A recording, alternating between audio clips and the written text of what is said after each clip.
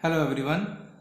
आज हम again our changing earth का पार्ट 2 कवर करेंगे, जिसमें हम बेसिकली अर्थक्वेक्स के बारे में डिस्कस करेंगे। होप सो आपने पार्ट 1 वॉल्केनोज के बारे में देख लिया होगा और आज हम अर्थक्वेक के बारे में डिस्कस करेंगे। अर्थक्वेक बेसिकली होते क्या हैं? When lithospheric plates move the surface of the earth vibrates, these vibrations are called earthquake. In the sense हमारा जो अर्थ है, हमने इससे प्रीवियस क्लास में भी सब देखा था कि हमारा जो अर्थ है उसके जो क्रस्ट जो बना है बहुत सारे प्लेट से बना है, और ये प्लेट्स मेंटल के ऊपर तैरती होती है। इन द सेंस वो मूव कर रही होती है, बहुत स्लोली मूव करती है, पर वो मूव करती है। जब वो मूव करती है एक दूसरे के ऊपर, जब वो टकरा जाती है आपस में, तो उसमें से वाइब्रेशंस पैदा होती है, एंड जब उसी वाइब्रेशन को हम क्या बोलते हैं? अर्थक्वेक बोलते हैं। ठीक है। और ये मूवमेंट कैसे होता है? मूवमेंट बेसिकली 3 टाइप का होता है। पहला होता है convergence plate boundary. Convergence plate boundary के मतलब कि दो प्लेट आपस में आके जुड़ रही हैं। जब वो आपस में आके जुड़ेंगी, आइदर एक प्लेट के ऊपर एक चढ़ जाएगा या फिर किसी नीचे चला जाएगा, है ना। नीचे चला जाने को बोलते हैं हम सबडक्शन।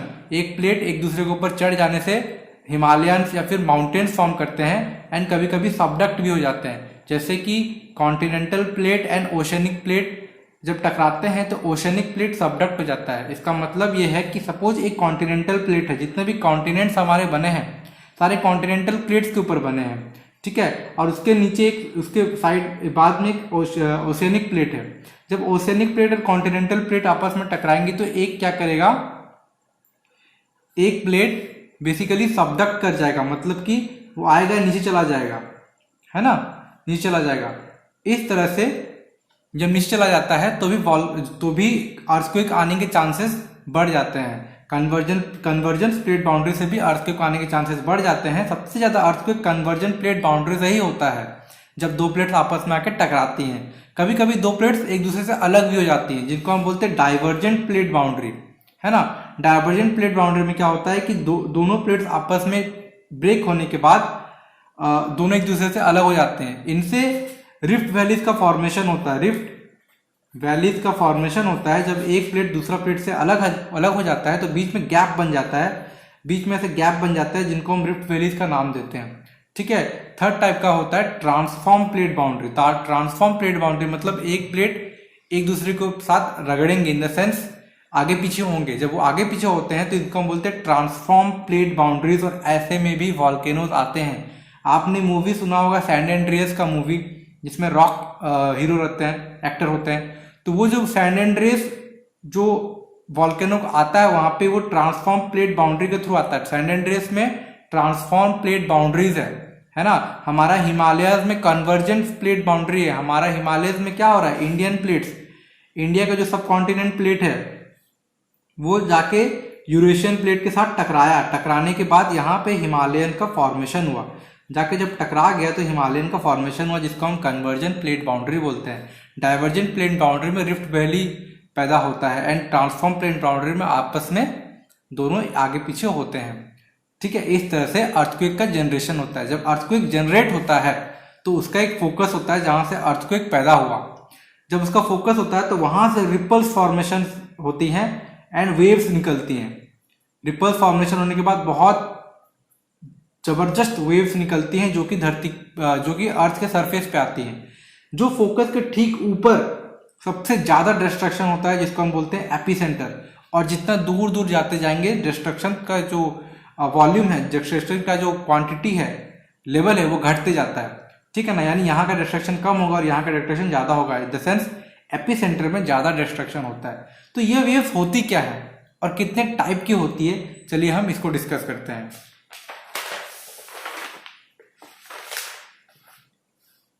बेसिकली वेव 3 टाइप की होती है, एक पी वेव, एक एस वेव एंड एक एल वेव। सबसे पहला होता है पी वेव, जिसको हम बोलते हैं प्राइमरी वेव।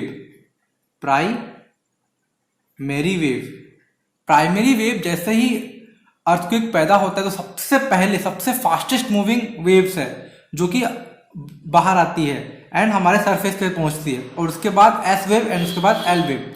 जो हमारा प्राइमरी वेव है बेसिकली साउंड वेव की तरह है, इन द सेंस उसमें कॉम्प्रेशन एंड रेयरफैक्शंस होते हैं। फिर कॉम्प्रेशन होगा, फिर रेयरफेक्शन होगा, इन द सेंस पार्टिकल आगे एंड पीछे ऐसे होते रहेंगे, ठीक है। इस टाइप का सबसे पहले प्राइमरी वेव क्रिएट होता है। सेकंड होता है एस वेव, जिसको हम बोलते हैं secondary wave. Secondary wave basically primary wave से कम, लेकिन सेकेंडरी वेव में बेसिकली क्या होता है, ऊपर और नीचे पार्टिकल्स मूव करते हैं। इसमें साइडवाइज मूवमेंट हो रहा था, एस वेव में ऊपर और नीचे पार्टिकल्स मूव करते हैं। एंड लास्ट में सरफेस वेव, सरफेस वेव में दोनों का मिक्सचर होता है। एंड देन एट लास्ट ये तीनों हमारे अर्थ सरफेस पे अराइव होते हैं। जब ये अराइव होते हैं तो सबसे पहले जो हिट करता है वो करता है पी वेव, यानी primary wave. Primary wave, primary wave उसका जो लेवल होता है, उसका जो क्या बोलते हैं मैग्नीट्यूड होता है, वो बहुत ही कम होता है, बहुत ही कम होता है। लेकिन उसके बाद आता है एस वेव, उसका मैग्नीट्यूड थोड़ा सा ज्यादा होता है। जब पी वेव आएगा तो आपको हल्का सा शॉक लगेगा कि हाँ कुछ हो रहा है, कुछ शायद धरती हिल रहा है। जब एस वेव आती है तो आपको थोड़ा सा शेक महसूस होगा, ऊपर नीचे होगा। एंड एट लास्ट जब एल वेव आती है, यानी सरफेस वेव जब आती है, जब सरफेस वेव आती है उसका मैग्नीट्यूड बहुत ही हाई होता है। एंड यही डिस्ट्रक्शन कॉज करता है ना। इन द सेंस सबसे पहले आता है प्राइमरी वेव, उसके बाद आता है सेकेंडरी वेव, उसके बाद आता है सरफेस वेव। तो अर्थक्वेक जब भी आएगा हमको ये तीनों वेव्स फील होगी। सबसे पहले हमको प्राइमरी वेव फील होगा, हल्का सा झटका लगेगा, देन सेकेंडरी वेव फील होगा, अर्थ ऊपर नीचे शेक करेगा। एंड लास्ट जब सरफेस वेव आता है तब डिस्ट्रक्शन, मास डिस्ट्रक्शन होता है, ठीक है। लेकिन हर बार ऐसा नहीं होता है, हर बार मास डिस्ट्रक्शन होना पॉसिबल नहीं है, क्योंकि कई वेव्स, कई जो अर्थक्वेक होते हैं बहुत, उनका मैग्नीट्यूड बहुत ही स्लो होता है, बहुत ही कम होता है। ये जो मैग्नीट्यूड है ये ज्यादा या कम है, ये हम कैसे मेजर करते हैं? इसको हम एक मेजरिंग इंस्ट्रूमेंट है, मेजरिंग मशीन है, जिसको हम बोलते हैं सिस्मोग्राफ। सिस्मोग्राफ से हम मेजर करते हैं कि अर्थक्वेक का मैग्नीट्यूड कितना है। और जो सिस्मोग्राफ में हम कहाँ से मेजर करते हैं, एक रिचर स्केल है, रिचर स्केल में हम मेजर करते हैं कि कितना मैग्नीट्यूड का अर्थक्वेक आया है। और ये जो रिचर स्केल है इसको बनाने वाले का नाम है चार्ल्स फ्रांसिस रिचर। एंड इन्होंने 1935 में आर्टिकल पब्लिश किया था, जिन्होंने इन्होंने बताया था कि जो हमारा अर्थ है, जो हमारा अर्थक्वेक हो रहा है, इसको हम किसी स्केल से नाप सकते हैं, जिन्होंने उस टाइम उन्होंने नाम दिया था मैग्नीट्यूड स्केल, मैग्नीट्यूड स्केल। और बाद में हम इसे पॉपुलरली जानते हैं रिचर स्केल के नाम से, है ना। ये रिचर स्केल में जितने वैल्यूज होते हैं उनको हम देखते हैं कि कैसा होता है। रिचर स्केल में वैल्यू 1 से स्टार्ट होते हैं, पूरे इन्फिनाइट तक जाता है, यानी जब तक इन्फिनाइट तक मतलब कि अनलिमिटेड तक। लेकिन हम काउंट कैसे करते हैं? जब 1 से 2 के बीच में जो मैग्नीट्यूड होगा तो इसको बहुत ही स्लो, यानी लिटिल शेक होगा, आपको पता भी नहीं चलेगा कि अर्थक्वेक आया है। जब 2 और 4 के बीच में जब रिचर स्केल मैग्नीट्यूड दिखाएगा, दैट मीन्स अर्थक्वेक आया, आपको फील भी होगा एंड आप उसको आप महसूस भी कर सकेंगे, सामान हिलेगा एंड थोड़ा बहुत अर्थ शेक होगा। जब 5 to 6 आता है तो इन द सेंस ये थोड़ा सा लार्जर स्केल में होता है, इसका मैग्नीट्यूड हाई होता है, इसमें कैजुअलिटीज होने के चांसेस बढ़ जाते हैं। एंड चांसेस ये है कि हमारा जो सिटीज होती है जैसे डिस्ट्रक्ट हो जाती है, जैसे जापान में जो 5 और 6 का मैग्नीट्यूड का अर्थक्वेक आते हैं तो मास डिस्ट्रक्शन होता है। एंड 7 से अगर अबव हो गया तो वो कैटास्ट्रॉफिक हो जाता है, वो बहुत ही ज्यादा हाईली डिवास्टेटिंग अर्थक्वेक को हम 7 से बियॉन्ड मेजर करते हैं, है ना। इसका कोई भी लिमिटेशन नहीं है। तो ये अर्थक्वेक से बचने का, और इससे अर्थक्वेक से बचने को इससे कोई जेन्युइन तरीका नहीं है कि आप पहले से जानते हो कि अर्थक्वेक आने वाला है, ऐसा कोई भी जेन्युइन तरीका नहीं है। हम बस मेजर कर सकते हैं कि अर्थक्वेक कितना मैग्नीट्यूड में आया। हाँ, कुछ जानवर सेंस कर लेते हैं, जैसे स्नेक्स अपने जो होल होते हैं वहां से बाहर आ जाते हैं। कुछ जानवर अजीब तरीके बिहेव करते हैं, जैसे फिशेस अजीब तरीके से बिहेव करती है, ये अर्थक्वेक के टाइम पे अजीब तरीके से बिहेव करते हैं, बट हमको जो फीलिंग नहीं आएगी कि अर्थक्वेक आने वाला है।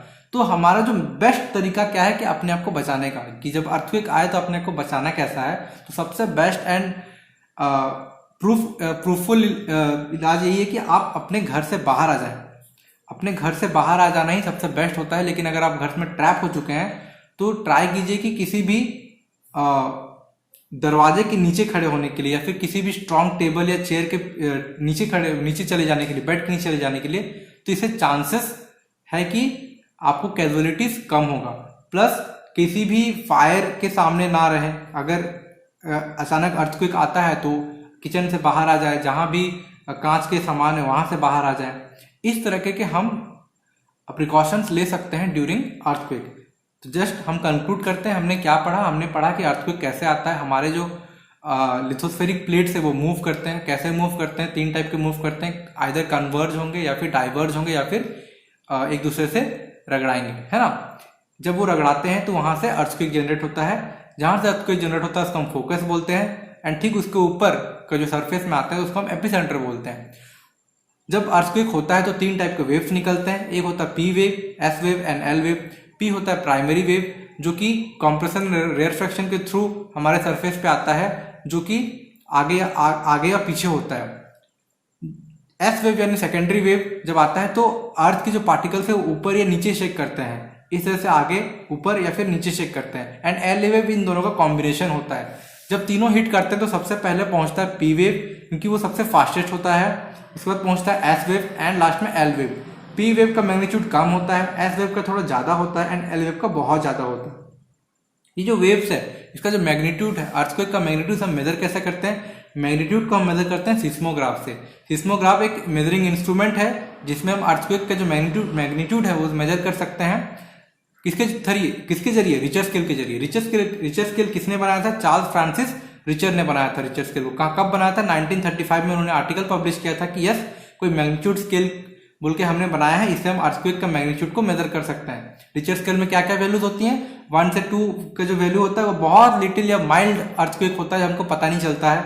2 और 4 में होगा तो आपको शेकिंग महसूस होगा, कुछ सामान गिरेंगे इधर उधर एंड आपको लगे कि हाँ जेन्युइन अर्थक्वेक आया है। 5 to 6 अर्थक्वेक जब आता है तो कैजुअलिटीज बढ़ जाती हैं, मास डिस्ट्रक्शन स्टार्ट हो जाता है एंड बियॉन्ड 7 कैटास्ट्रॉफिक हो सकता है। इन द सेंस बहुत ही ज्यादा भयानक अर्थक्वेक आ सकता है। तो बचने का तरीका क्या है?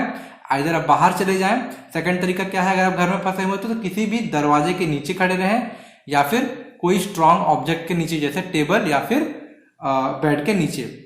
ये रहा आज का अर्थक्वेक। हम कल कवर करेंगे 3rd topic our changing earth का।